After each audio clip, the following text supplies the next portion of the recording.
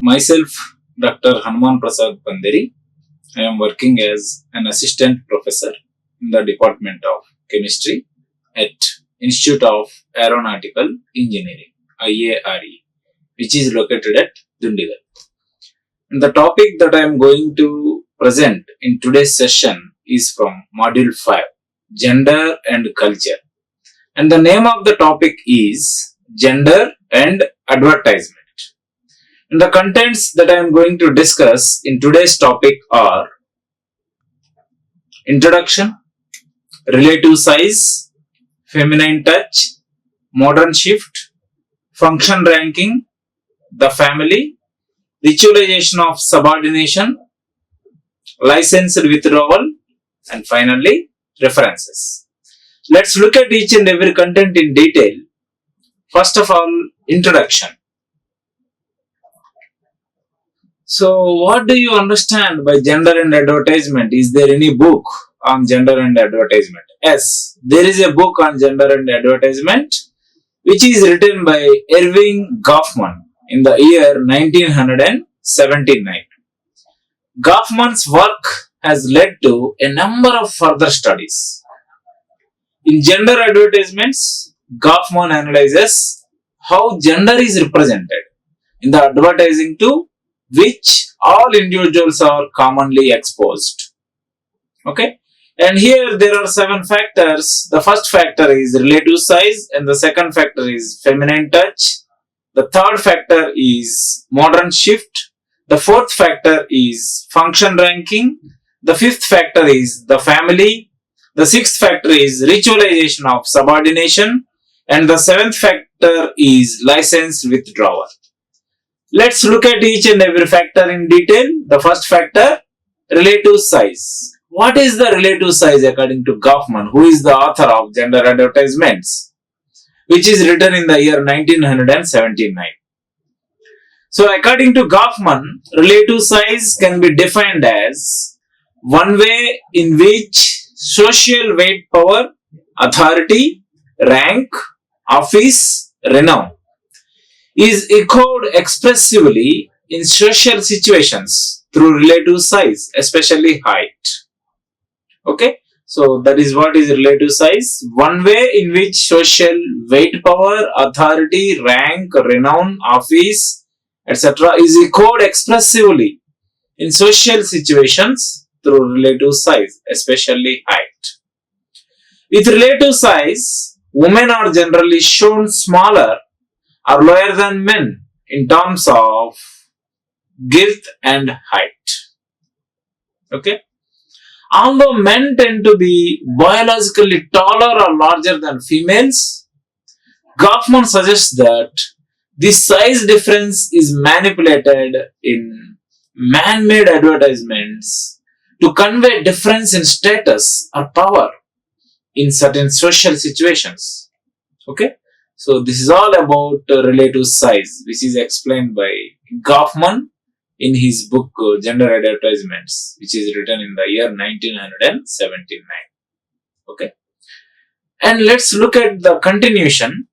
The concept that relative size conveys social status remains relevant even when women are portrayed as the taller or larger individual on screen or in print.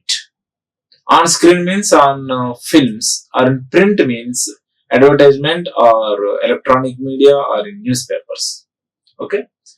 Goffman states that on the few occasions when women are pictured taller than men, the men seem almost always to be subordinated in social class status and are depicted as inferior. So when women look taller or larger than men, then men are considered as, or men are depicted as inferior. Okay, so men has to be shown larger or taller. The tallest man, the man in front, or the man who has attention drawn to him in the advertisement, is to represent strength and power. So tallest man represents strength and power, while women are often represented as weak or less significant to the advertisement. So women are represented as weak or less significant to the advertisement. This is the general perception of the society, but this is not actual scenario in the current era. Okay. So let's look at the next factor, that is feminine touch. So you all know that sexually there are two categories. One is masculine, second one is feminine. So feminine touch is very crucial factor in gender and advertisement. Women are frequently depicted touching persons or objects in a ritualistic manner, occasionally just barely touching the object or person. The author of the book Gender and Advertisements, Goffman, argues that females in advertising are frequently posing while using their fingers and hands to trace the outlines of an object, or to cradling means holding, or to caress means touching its surface. Okay, women are shown in such a way that they are using their fingers and hands to trace the outlines of an object, or to cradle means holding the object, or to caress its surface means touching the surface of the object. So that is how women are designed in advertisements according to perception of the society. Nowadays are also the advertisements given by women are going in the same way. This ritualistic touching is to be distinguished from the utilitarian kind that grasps, manipulates, or holds. Okay? It has to be distinguished from the utilitarian kind that grasps, manipulates, or holds. This type of touch encourages the idea that women are sexually available, weak, and vulnerable in the sense of their agency, body language, and individuality in relation to men. Okay, what this type of touch encourages? The idea that women are sexually available, weak, and vulnerable in the sense of their agency, body language, and individuality in relation to men. Okay, this is the perception of society, but nowadays in the current era, the perception has almost changed in many cases, but it is not completely changed, but to more than 50% extent it is changed for sure. Okay, now let's look at the next factor, modern shift, which affects the gender advertisements. Okay, in today's society we are beginning to see a shift in gender representation in the media, particularly in the male fashion industry. Okay, in today's society or current era, we are beginning to see a shift in gender representation in the media, particularly in the male fashion industry. Okay, that is the modern shift concept. Fashion designers are now starting to blur the lines between masculinity and femininity. Okay, so it is not like woman has to be the only the designation of or the passion with fashion designers. Not only women but also men can function as fashion designers. Okay, so fashion designers are starting to blur the lines between masculinity and femininity. That is what it means. Any sex or any gender can go for the fashion design. In the first advertisement, the male has a very soft, delicate hold on the rose compared to the typical aggressive grip men exhibit in ads. So male also has to be shown to touch the objects very softly, very deliberately. Okay, and as I explained in the previous slide, caress touch, caress on the surface means touching the surface. Okay, holding the object. Okay, cradle. So in the other two examples, both men are not only portraying the idea of feminine touch, but also the concept of self touch as well. Okay, so in other two examples, both men are not only portraying the idea of feminine touch, but also the concept of self touch. Okay, so that is the modern shift. So certain thing is not just dedicated or not just performed by women. It can be done, or it can be performed, or it can be exhibited by men as well. So that is the conclusion of this modern shift factor, which affects gender and advertisement. Okay.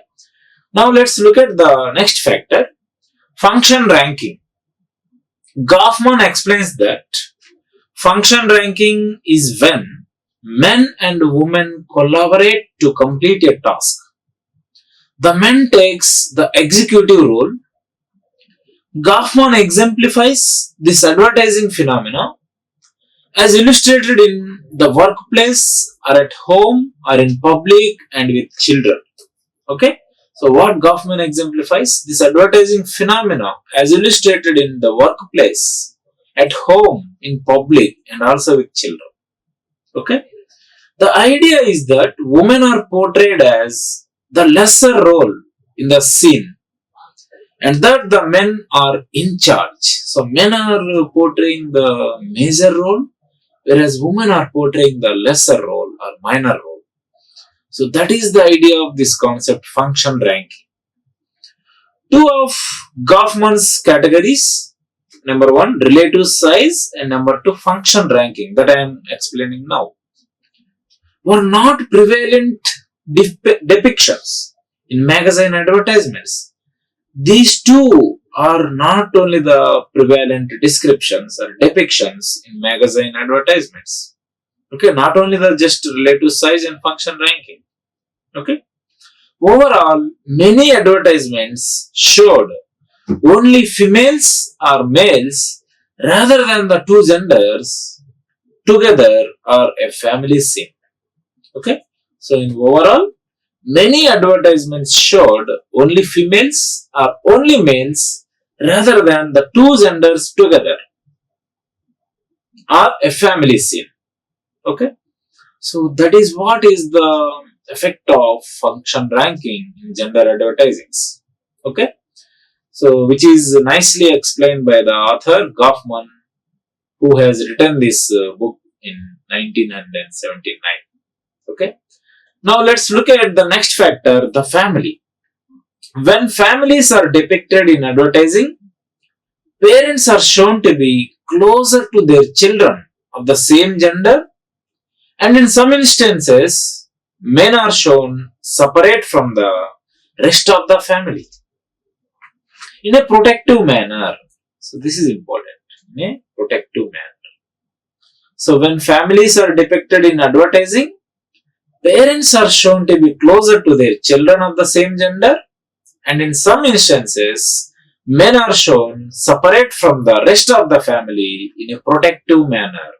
In a protective manner. The father tends to maintain a distance with his family members in a protective manner. This act shows protectiveness according to Giffman or according to Goffman. So Goffman explained this act in a protectiveness manner. And the father is the security for the family, the protector and provider. Okay, what he explained, Goffman? The father is the security for the family, the protector and also the provider of the necessary things. Okay, that is how the family related ads are shown, which was nicely explained by the author Goffman in his book in the year 1979 itself. So many things are getting updated in the current era. Okay, so please take a note of that. And the next factor is ritualization of subordination. Ritualization of subordination serves to demonstrate power and superiority or lack of through body positioning techniques such as head cant, body cant, feminine touch, licensed withdrawal, and bashful knee bend, lying down, and also more and more. Okay. So, what the ritualization of subordination serves? It serves to demonstrate power and superiority. It serves to demonstrate power as well as superiority, or lack of, through body positioning techniques such as body cant, head cant, feminine touch, licensed withdrawal, bashful knee bend, lying down, and more. Okay, so these are the things that are shown in the ads in the ritualization of subordination point of view. Power and superiority is typically associated with masculinity. So, which kind of sex power and superiority are associated? Masculinity. While vulnerability and objectification is usually associated with femininity. So, what are associated with femininity? Vulnerability as well as objectification. These two are associated with femininity. Vulnerability means dependence. Objectification means showing the object in a little sexual positions. Okay. So that is how the ads are designed according to Kaufman, the author of the book Gender Advertisings, in the year 1979. Okay. So now let's look at the next factor, license withdrawal. This is the final factor that affects the gender advertisings according to the author Kaufman. Who is the author, means who wrote the book Gender Advertisings in the year 1979. When a subject is pictured in an advertisement as looking away in the distance, looking down at an object, appearing lost, inattentive, hopeless, confused, or upset. This often shows the person being removed from the scene itself or lost in thought.